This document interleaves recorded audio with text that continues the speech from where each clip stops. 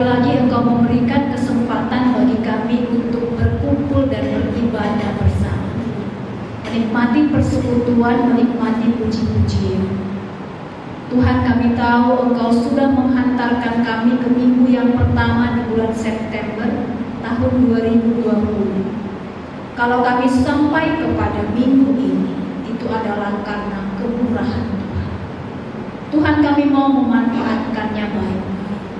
Karena kami tahu Tuhan, setiap kesempatan adalah panggilan dari Tuhan untuk datang kepada Engkau. Pagi ini Tuhan, kami juga ingin dipuaskan oleh firman. Kami menyediakan hati kami, pikiran kami kepada kerja kuasa Roh Kudus. Bukalah hati kami Tuhan untuk mendengarkan firman. Ubahlah kami sesuai dengan kehendak-Mu. Tuhan, kami menyerahkan pemberitaan firman Tuhan, dan hamba-Mu juga yang akan menyampaikan firman Tuhan, menyerahkan kepada pimpinan kuasa Roh Kudus. Mampukanlah hamba-Mu Tuhan menyampaikan isi hati Tuhan tepat seperti yang Tuhan mau. Tuhan, terima kasih, dan kami siap untuk mendengarkan firman. Di dalam nama Tuhan Yesus kami berdoa. Haleluya. Amin. Shalom, selamat pagi Bapak Ibu Saudara. Puji nama Tuhan, pagi ini kita bisa berkumpul dan beribadah bersama-sama. Kita sudah memasuki bulan September Bapak Ibu Saudara. Pagi ini Pak Sahat melayani di Gereja Baptis Ngembang, dan saya melayani di tempat ini. Kita berdoa supaya semua pelayanan berjalan dengan Bapak Ibu yang dikasihi Tuhan, pagi ini kita akan belajar firman Tuhan dari Matius pasal yang ke-11 ayat 20 sampai ayat yang ke-24. Matius 11 ayat 20 sampai ayat yang ke-24.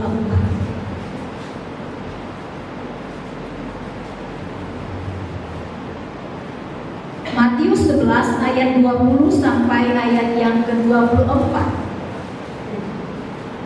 Demikian firman Tuhan bagi kita semua Bapak Ibu.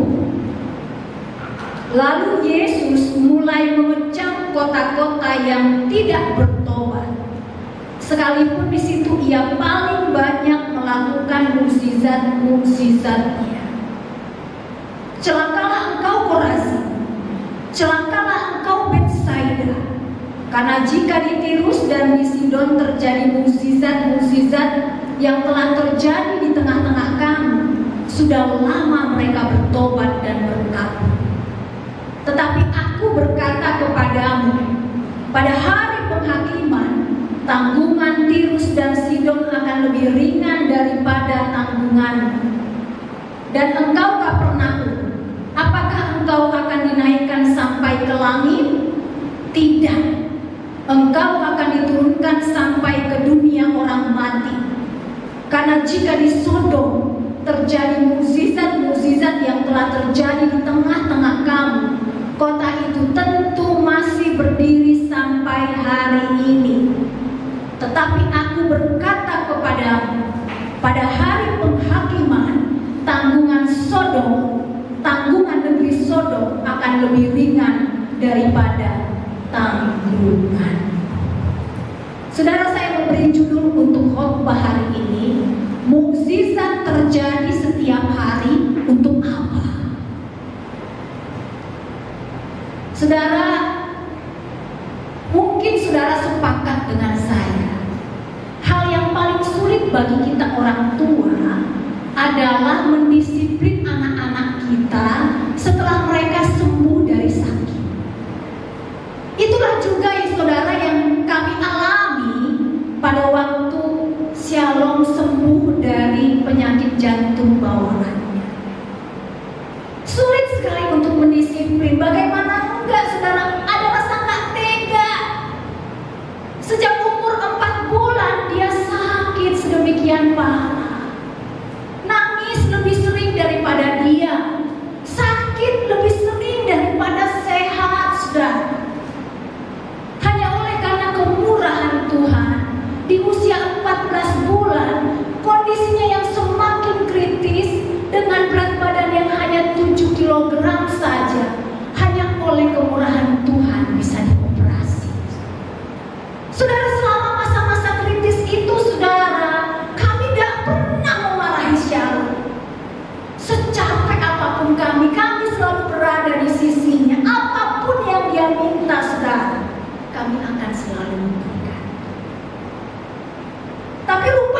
saudara, hal tersebut terbawa sampai beberapa bulan setelah dia sembuh.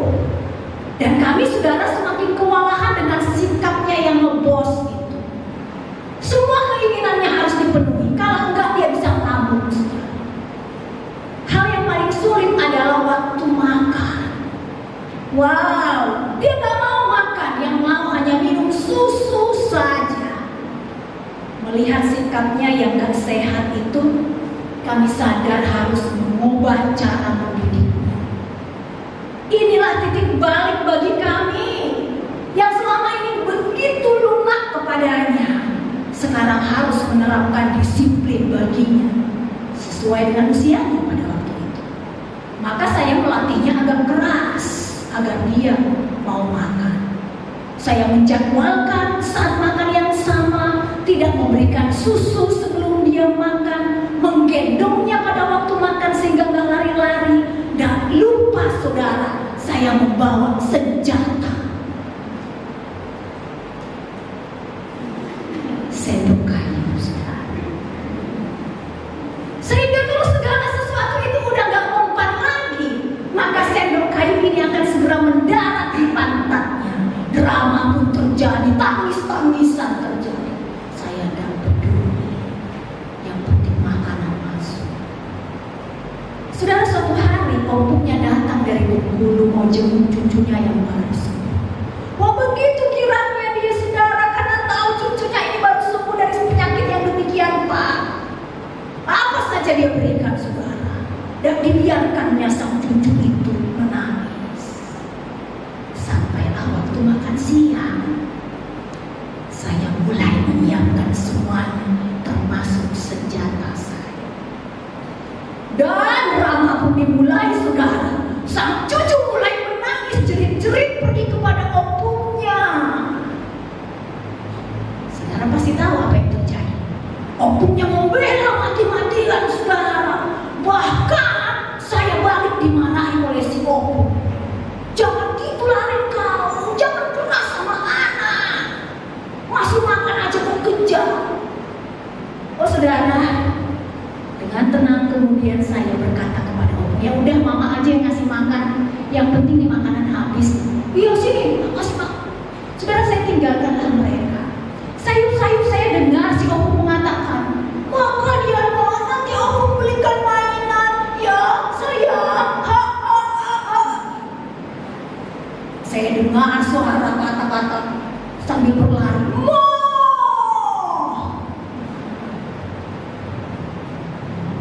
Saudara, kemudian si opung hanya bertahan 5 menit dan angkat tangan dan berkata, udah Rin, kau aja yang ngasih. Sejak saat itu opung tidak pernah lagi mengintervensi pada anak-anak saya. Saudara, memang disiplin saat diberikan gak enak, ada rasa sakit, kelihatannya kejam, saudara.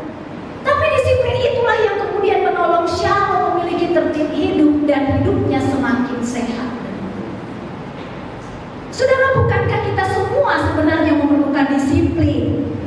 Bisa dalam bentuk peringatan, teguran, bahkan hukuman. Ingatlah, saudara, berapa kali engkau dan saya ditilang agar kita tertib lalu lintas. Ingatlah, saudara, bila kita sakit itu saatnya kita diingatkan untuk menjaga kesehatan.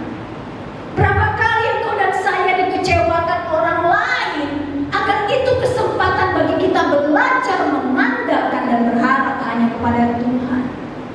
Saudara, saya gak bisa membayangkan apabila kita semuanya gak pernah didisiplin sejak kita lahir di dunia ini. Apa yang terjadi? Saudara, saya pikir, saudara, tidak akan ada orang tua, istri, suami, anak muda, dan anak-anak yang duduk pagi ini di gereja ini jikalau kita tidak pernah mendapatkan disiplin. Saudara, kita memerlukan titik balik dalam hidup kita, di mana engkau dan saya harus didisiplin agar hidupmu dan hidupku hidup sesuai dengan kehendak Tuhan. Itulah, saudara, yang Yesus lakukan pada orang-orang yang ingin mengikutnya saat itu. Sebagaimana kita baca tadi saudara dalam teks, di sana ada nada teguran, bahkan kecaman terhadap kota-kota Korazim, Betsaida, dan Kapernaum. Saudara, inilah titik balik pelayanan Yesus. Selama ini saudara, dia demikian lembut, tetapi kali ini ada titik balik dari pelayanannya. Ucapannya berubah, saudara. Ini bisa kita lihat di ayat 19 dan 20. Ada peralihan di sana. Dikatakan, saudara, kemudian Anak Manusia datang. Ia makan dan minum, dan mereka berkata, lihatlah, ia seorang pelahap dan peminum, sahabat pemungut cukai dan orang berdosa. Lalu Yesus mulai mengejak kota-kota yang tidak bertobat, sekalipun di situ ia paling banyak melakukan mukjizat-mukjizatnya. Saudara, di sini kita lihat Yesus dari seorang guru yang lemah lembut, rendah hati, sekarang berbalik, berdiri sebagai hakim yang bersuara keras dan tegas. Lihatlah saudara, bagaimana dengan keras dan tegas Yesus berkata, celakalah engkau Korazim, celakalah engkau Betsaida, celakalah engkau Kapernaum. Saudara, kenapa Yesus harus mengadakan titik balik dari pelayanan? Karena Yesus harus mendisiplin. Kenapa harus didisiplin, saudara? Karena fakta, sekalipun orang-orang yang sudah mengikutinya, mereka sudah melihat bahkan mengalami begitu banyak mukjizat Yesus, mereka tetap tidak bertobat. Sungguh keterlaluan, saudara. Sangat keterlaluan. Saudara, tidak kurang Yohanes Pembaptis pada waktu itu datang menyerukan, bertobatlah, kerajaan Allah sudah dekat. Saat itu Yohanes Pembaptis, saudara, mendorong orang-orang untuk datang kepada Yesus, sang raja itu, Mesias yang dijanjikan itu. Tapi sebagian besar orang pada waktu itu tidak mau mendengarkan Yohanes Pembaptis. Setelah Yohanes Pembaptis dipenjara, saudara, datanglah Yesus. Dia melakukan panggilan yang sama, mengatakan, bertobatlah, sebab kerajaan Allah sudah dekat. Kali ini Yesus menyatakan bahwa dirinya lah sang raja itu, Mesias yang dijanjikan itu sudah datang. Dan untuk meyakinkan para pendengarnya pada waktu itu, Bapak Ibu Saudara, Yesus melakukan begitu banyak mukjizat dalam Injil Matius. Mukjizatnya ini dicatat mulai dari pasal yang keempat sampai pasal yang ke-9. Saudara, ini ingin saya menunjukkan mukjizat apa saja yang terjadi sehingga kita bisa mengatakan sungguh terlalu mereka tidak mau bertobat. Saudara, lihatlah itu. Yesus melenyapkan dari mereka begitu banyak penyakit, menyembuhkan seorang penderita kusta hanya dengan sepatah kata, menyembuhkan hamba seorang perwira dari jarak jauh hanya dengan sepatah kata, menyembuhkan ibu mertua Petrus, bahkan saudara sepanjang malam menyembuhkan semua orang yang datang ke rumah Petrus. Bukan itu saja, dia menunjukkan kuasanya atas alam, saudara. Yesus memerintahkan badai di laut untuk diam, tenang. Dia juga, saudara, menunjukkan otoritasnya atas setan. Dia mengusir setan dari orang yang kerasukan setan di Gadara.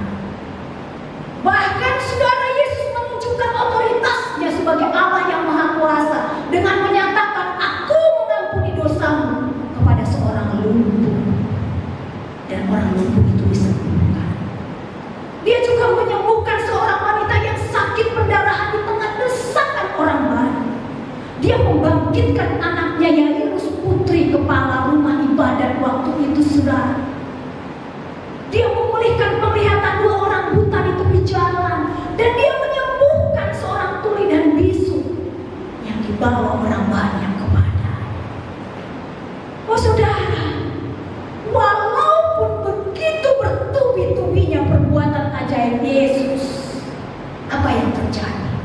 Yang terjadi justru adalah gemuruh penolakan terhadap Mesias itu. Meskipun banyak dari mereka yang heran dan berkata, yang demikian belum pernah dilihat orang Israel. Tapi banyak dari mereka yang mengatakan dengan kuasa penghulu setan, dia mengusir setan. Saudara, mereka kagum melihat perbuatan mukjizat, tapi mereka tidak menanggapi panggilannya. Mereka mendengar pengajarannya secara langsung, bahkan melihat dengan mata kepala sendiri mukjizatnya. Tapi sebagian besar apatis, tidak peduli. Oh, mereka bersuka cita ketika disembuhkan, tapi tidak ada komitmen pribadi kepada Yesus. Saudara, mereka berubah-ubah seperti orang banyak, 5.000 orang yang datang kepada Yesus dan menikmati makanan hasil mukjizat dan 5 roti dan 2 ikan. Saudara, mereka makan makanan hasil mukjizat. Mereka menikmati pertunjukan mukjizat. Tapi ketika tantangan untuk mengikuti Yesus, mereka segera mundur. Hanya kekaguman sesaat saja. Bagi mereka, saudara, hidup akan kembali berjalan normal, kembali kepada aktivitas sehari-hari, dan Yesus segera dilupakan. Padahal, saudara, ketika Tuhan Yesus berkenan menyatakan mukjizatnya, tujuan satu-satunya adalah memanggil orang kepada pertobatan sejati. Saudara, menurut pengamatan saya, 30 tahun terakhir ini, orang-orang Kristen sangat menyukai hal-hal yang berbau mukjizat. Perhatikan, saudara, nyanyian-nyanyian kita penuh dengan kata-kata mukjizat. Mukjizat itu nyata. Mukjizat terjadi di tempat ini. Sampai mukjizat menjadi nyata. Demikian juga, saudara, doa-doa kita. Kita masukkan di dalamnya permintaan agar Tuhan mengadakan mukjizat dalam nama Yesus. KKR yang laris manis adalah KKR yang membuat slogan besar seperti mukjizat kesembuhan ilahi, mukjizat pemulihan keluarga, mukjizat pemulihan keuangan, mukjizat terjadi setiap hari. Apakah hal itu salah? Saudara, ini bukan soal salah dan benar. Tapi yang terpenting adalah apakah mukjizat itu sudah membawa orang-orang Kristen masa kini kepada pertobatan sejati. Saudara, saya ada 2 kisah tentang ini. Yang pertama, ini adalah seorang nenek yang berkisah dan bersaksi. Cucu remajanya mengalami panas tinggi. Mereka hanya tinggal berdua. Wah, bingung sekali sini. Waktu pagi, siang panasnya dapat. Tapi malam itu, dan ada orang lain, cucunya sedemikian panas tinggi. Lalu dia bercerita dan berkisah. Saya tumpangkan tangan saya kepada cucu saya. Saya katakan, dalam nama Yesus Tuhan menyembuhkanmu. Puji Tuhan, saya pegang panasnya langsung hilang. Saya ingatkan cucu saya, Gusti Yesus yang nyembuhkan dia. Hanya sebentar dia. Beberapa waktu kemudian, remaja itu kembali kepada kehidupan normal. Lupa siapa dia. Kisah yang kedua, saudara. Ada sepasang suami istri datang kepada kami. Pak, tolong doakan kami, Pak, kami kesulitan, Pak, dililit hutang.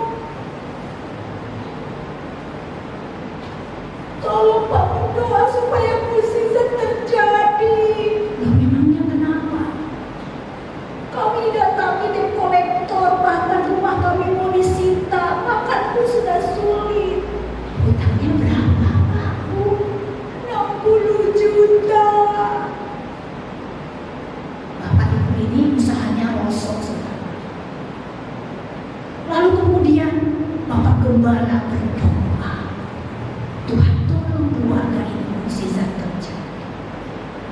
Benar saudara, Tuhan mendengar doa, mukjizat terjadi. Sahabat Bapak Gembala mau menolong keluarga ini. Bukan saja melunasi hutangnya, tetapi saudara meminjamkan modal untuk usaha mereka bangkit kembali. Haleluya, puji Tuhan, mukjizat terjadi. Lalu apa yang terjadi saudara?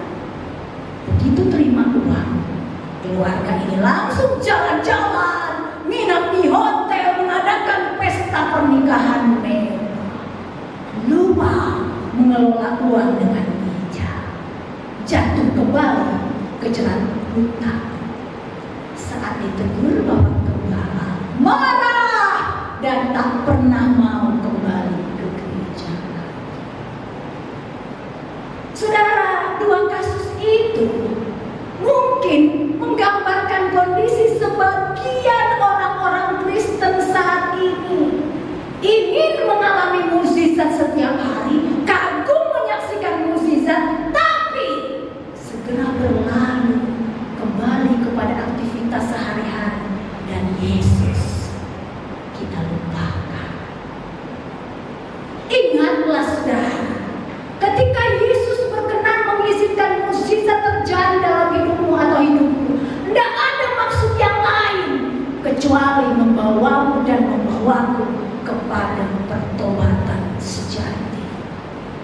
Itulah yang dikatakan dalam ayat 20, saudara.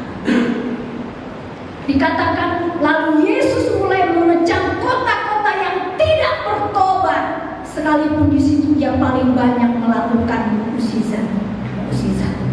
Yang dikejar oleh Yesus adalah pertobatan, saudara. Apa sih makna pertobatan, saudara? Ketika kita mendengar kata bertobat, dalam pikiran kita adalah orang yang berbalik dari perbuatan-perbuatan jahat. Memang betul bahwa perubahan perilaku adalah bagian dari pertobatan. Tapi pertobatan bukan sekedar perubahan perilaku, saudara. Dalam teks ini, pertobatan itu menggunakan kata metanoia dari dua kata. Meta artinya berubah, nous artinya pikiran. Jadi pertobatan yang dimaksudkan dalam teks ini yang dikejar oleh Tuhan Yesus bukan sekedar perubahan perilaku, tapi perubahan pikiran, perubahan hati. Tentang apa? Tentang Yesus. Saudara, lihatlah bagaimana orang-orang pada waktu itu. Mereka sudah mengalami dan melihat mukjizat, kagum akan pekerjaannya, datang berkerumun menyaksikannya. Tapi mereka, perhatikan, tidak pernah berubah pemikirannya tentang Yesus. Mereka tetap berkeras menolak Yesus. Mereka tidak metanoia, mereka tidak berubah pikiran tentang Yesus. Mereka menghina, menolak, menghujat Yesus. Mereka tidak tertarik datang kepada sang kebenaran sejati karena mereka itu adalah kebenaran. Mereka tidak butuh Tuhan karena mereka itu adalah Tuhannya mereka sendiri. Saudara, mungkin saudara akan berkata begini, Bu, kalau mukjizat-mukjizat yang seperti itu terjadi lagi sekarang, semua orang pasti bertobat, Bu. Dan pasti mereka akan menerima Yesus. Lah ini, hari ini, sekarang ini, aku belum pernah sekalipun mengalami mukjizat. Wajarlah, Bu, kalau orang-orang masa kini itu tidak bisa bertobat, tidak bisa datang kepada Tuhan Yesus. Kami butuh yang lebih, Bu. Kami butuh mukjizat setiap hari. Tahukah saudara, engkau dan saya yang hidup pada zaman ini lebih beruntung daripada mereka yang melihat mukjizat Yesus masa itu. Mereka memang menyaksikan banyak mukjizat, tapi itu saudara hanya sebagian kecil. Bagaimana engkau dan saya? Engkau dan saya, Alkitab menyajikan lengkap, mencatatnya dengan baik seluruh mukjizat Yesus. mendengarkan pengajaran Yesus. Tapi itu hanya sebagian kecil dan segera akan cepat lupa. Kenapa? Karena tak dicatat. Tapi engkau dan saya tiap hari bisa mendengarkan pengajaran Yesus karena engkau dan saya punya Alkitab, dicatat lengkap, gak bisa hilang. Mereka masih bingung soal kematian dan kebangkitan Yesus. Engkau dan saya sudah jelas tentang kematiannya, kebangkitannya, kenaikannya, bahkan kedatangannya yang kedua kali diberitahukan kepadamu dan kepada. Mukjizat apa lagi? Masih kurangkah? Saudara, kerinduan hati Yesus yang terbesar adalah membawa orang-orang kepada pertobatan sejati. Kita datang kepada Dia satu-satunya Tuhan yang berdaulat. Kita menyerahkan hidup kita kepada Dia. Saudara, lihatlah bagaimana apapun yang dilakukan Yesus, satu-satunya tujuannya adalah agar manusia datang kepadanya. Dia yang dari surga rela datang kepada dunia yang hina ini, mencari orang yang tidak layak seperti engkau dan saya, meyakinkanmu dan meyakinkanku dengan melakukan berbagai mukjizat. Bahkan Dia berkorban di atas kayu salib. Dia Allah yang kudus, rela dihukum agar engkau dan saya beroleh keselamatan. Saudara, Yesus mencari perubahan pikiran dari hati yang terdalam, bukan hanya penyesalan sementara. Saudara, beberapa tahun yang lalu di Amerika ada seorang pembunuh yang kemudian setelah diadakan sidang, hakim memutuskan saudara pembunuh ini dihukum mati. Tapi sang pembunuh ini mempunyai saudara laki-laki. Saudara laki-lakinya ini saudara begitu berjasa terhadap negara. Karena tahu sang pembunuh itu adalah saudaranya, dia ingin meminta gerasi kepada negara. Pergilah saudaranya ini kepada gubernur bagian di negara Amerika. Saudara melihat saudaranya yang begitu berjasa, negara akhirnya mengabulkan permintaan gerasi terhadap pembunuh itu. Yang saudara dengan senang mengunjungi saudaranya di penjara.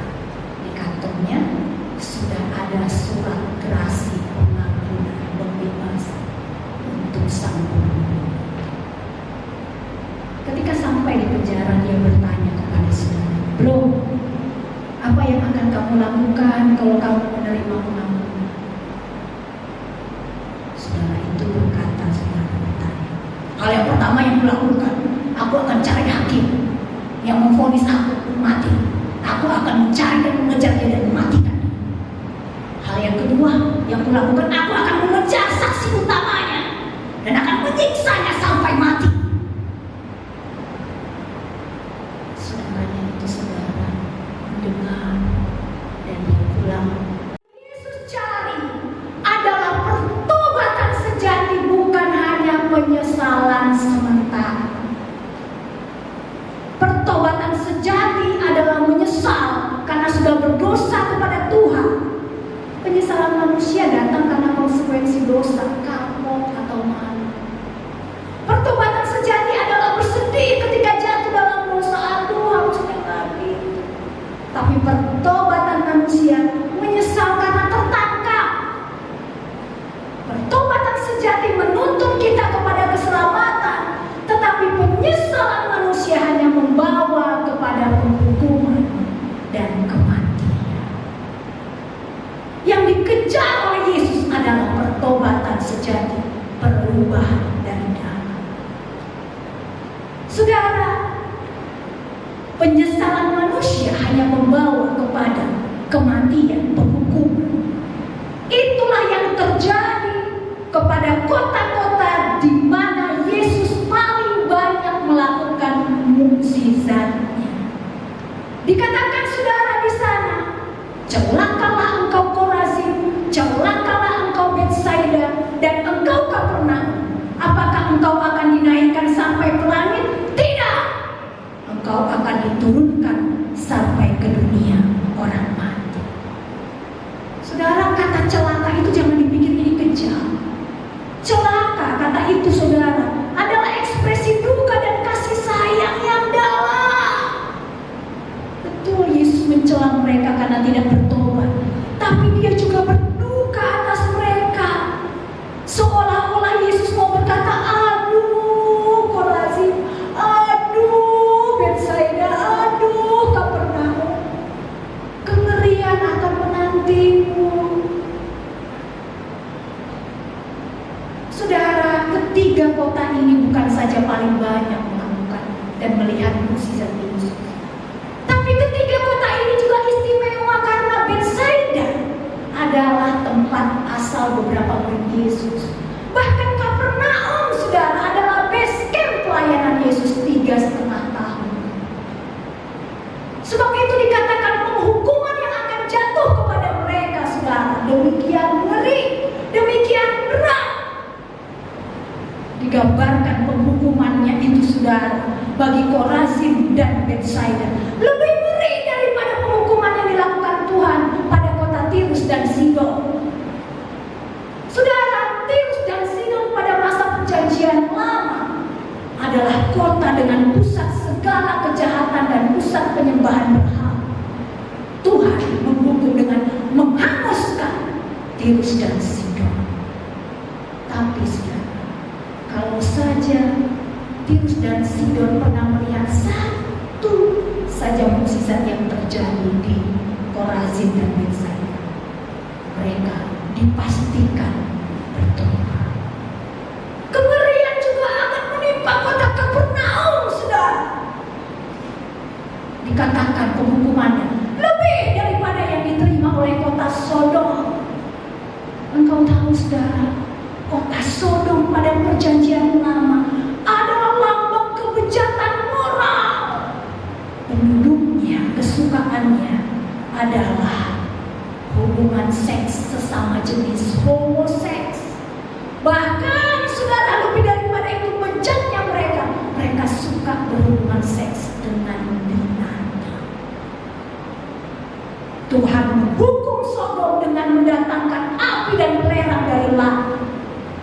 Tapi saudara tahu, Yesus mengatakan, kalau saja Sodom melihat satu saja mukjizat yang terjadi di Kapernaum, mereka pasti bertobat. Oh saudara, kalau kota orang sudah melihat mukjizat tapi tidak bertobat, tidak ada lagi, saudara, kesempatan bagi kecuali mereka dihakimi. Tidak ada lagi yang bisa dilakukan untuk mereka kecuali penghakiman yang mengerikan. Kelihatannya kejam, ya. Apakah Yesus demikian kejam? Untuk menegaskannya, saya mau mengilustrasikan begini. Kalau ada seorang anak SMP, saudara, yang kedapatan memukul temannya, ia akan mendapatkan skorsing, betul?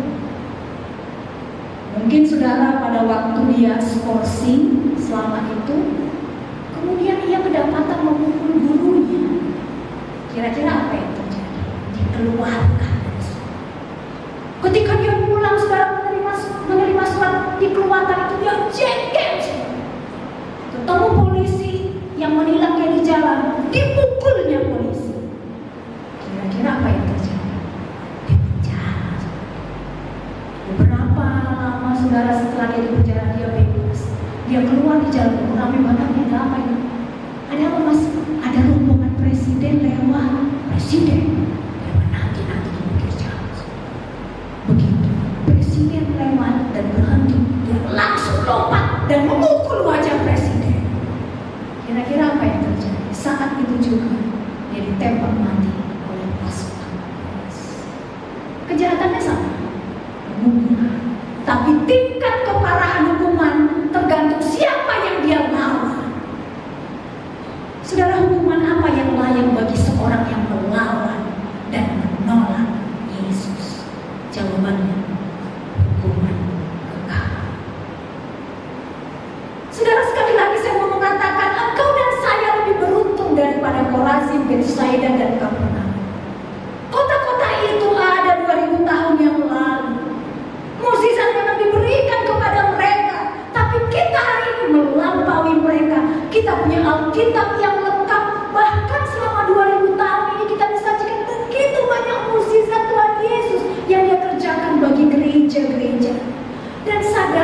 dan saya.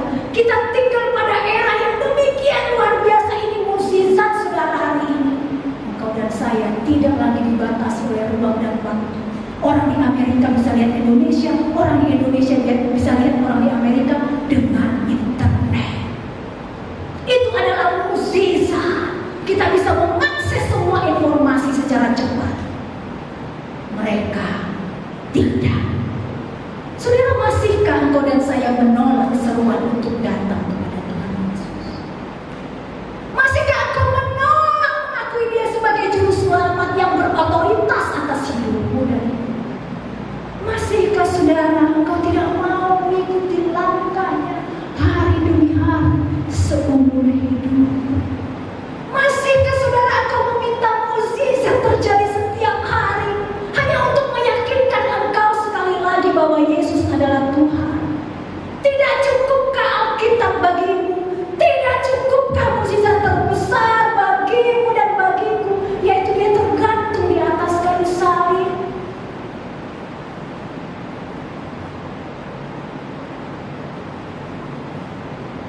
Hal yang paling menyedihkan bagi kami sebagai pelayan Tuhan adalah ketika jemaat meninggal dan kami tidak berada di sana. Itulah yang saya dan Pak Sah rasakan ketika Mbah Marzuki meninggal. Waktu itu kami ada di Bogor. Mbah Marzuki seorang tua yang sangat setia kepada Tuhan Yesus. Saudara, beliaulah sebenarnya yang membuat kami akhirnya memutuskan untuk gak pindah pelayanan ke Kalimantan beberapa tahun yang lalu.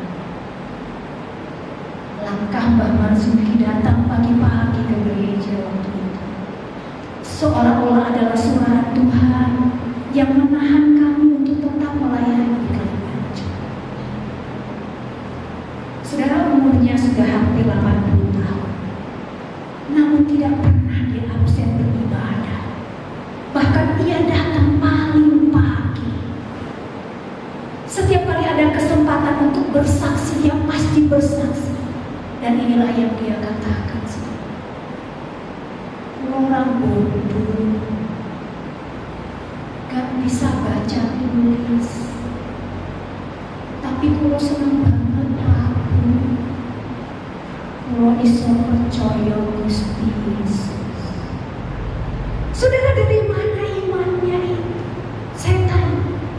Dia bercerita kepada saya, Bu, waktu muda saya bukan orang Kristen. Hidup saya gak peduli. Wah, pokoknya hidup saya gak karu-karuan. Wes, pokoknya gak karu-karuan tenang. Rupanya saudara, satu hari Mbak Marzuki sakit. Sakit apa saudara? Muntah mencret. Kalau sekarang dia diberikan obat dan sembuh, dibawa ke puskesmas dan sembuh. Makin lemas dan lemas. Waktu itu saudara, lalu ada seorang hamba Tuhan yang melayani di Kalipacu mendengar keadaan bayi, datang menjemputnya, berdoa dan menumpangkan tangan ke perut mbah ini. Bapak pendeta, ibu naruh tangan yang putih kulo.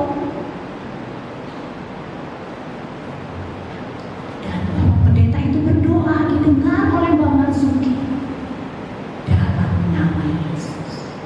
Ajaib saudara, Mbak Marzuki memang langsung sembuh. Itulah Bu yang membawa saya percaya Gusti Yesus. Saudara tahu, seumur hidupnya hanya satu kali saja Mbak Marzuki mengalami kesembuhan ilahi. Dari diare, saudara, sepele. Mungkin kalau kesembuhan dari kanker atau kesembuhan dari apa hebat, ini kesembuhan dari diare. Namun saudara, cintanya pada Tuhan Yesus semakin hari semakin besar. Di usianya yang sudah uzur saudara, dia masih kuat memotong rumput di padang golf. Dia tidak rewel dan minta-minta mukjizat saat sakit yang sedemikian parah. Bahkan sakit itu yang membawanya pulang ke rumah Bapak. Saudara, masih segar dalam ingatan saya perkataan terakhir Mbak Marzuki yang pada waktu itu kami mengunjunginya dan dia berkata begini, Pak, Bu, Kok suhi mentok Gusti Yesus mundut kula. Kula pengen cepat ketemu Gusti Yesus. Bagi Mbak Marsuki, saudara, mengalami kesembuhan ilahi satu kali saja sudah cukup. Karena dia sudah mendapatkan mukjizat terbesar, berjumpa Tuhan Yesus Juru Selamat. Saudara, kalau seumur hidupmu pernah satu kali mengalami mukjizat Tuhan, bersyukurlah. Itu adalah panggilan untuk datang kepada Tuhan Yesus. Tapi kalau seumur hidupmu tidak pernah mengalami mukjizat, bersyukurlah. Karena sebenarnya mukjizat terbesar sudah kita terima. Hidupnya yang tergantung di atas terus. Saudara, ketika engkau dalam pergumulan dan ingin minta mukjizat Tuhan, mintalah. Tapi kalau Tuhan tidak memberikannya, lihatlah mukjizat terbesar itu, salib.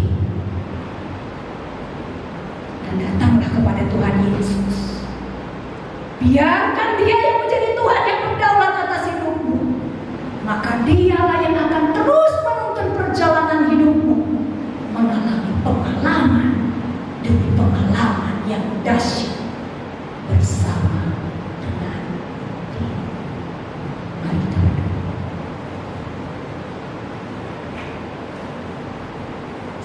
Bapa Surgawi, kami datang dan sujud di hadapan